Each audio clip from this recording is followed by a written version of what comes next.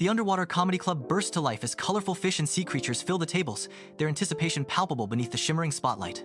Welcome to Bikini Bottom Comedy. Crowd erupts in bubbles and cheers. Spotlight lands on Patrick Starr, standing frozen with the mic in one hand and a half-eaten coral chip in the other. Hi. I'm Patrick, and I just found out my belly button isn't a button. I've been trying to change channels all week. Scattered laughter. A jellyfish snorts.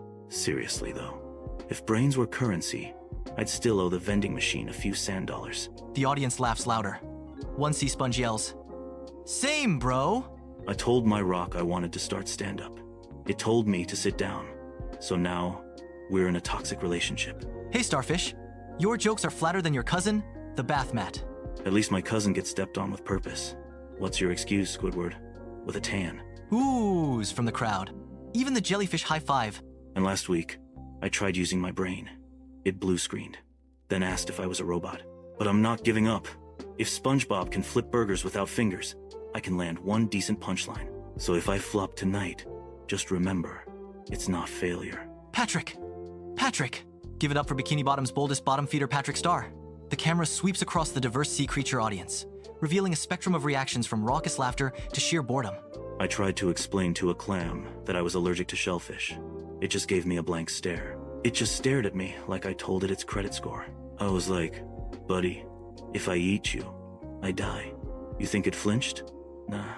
Clams have the emotional range of a rock with social anxiety.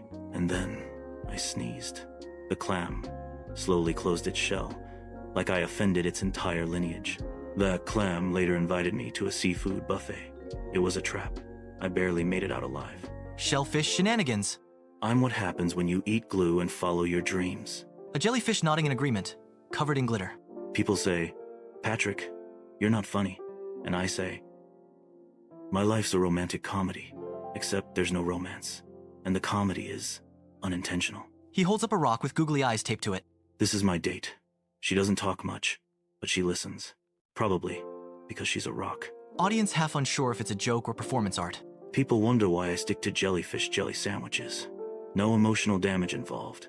I went on a seafood diet. I see food, and it tries to eat me. A crab waiter at a buffet sharpening knives while staring at Patrick. I ran for my life. Turns out, seafood buffets don't like seafood that runs. That's why I only eat jellyfish jelly sandwiches now. No betrayal, no claws, just mild stinging. He takes a bite, gets mildly electrocuted, doesn't react. Painfully consistent.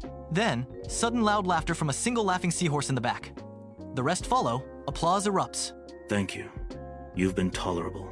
The screen flashes a cheerful farewell, urging viewers to stay absurd as the animated spectacle concludes. In a final burst of comedic chaos, Patrick stumbles over a coral reef, sealing the end with a hearty laugh.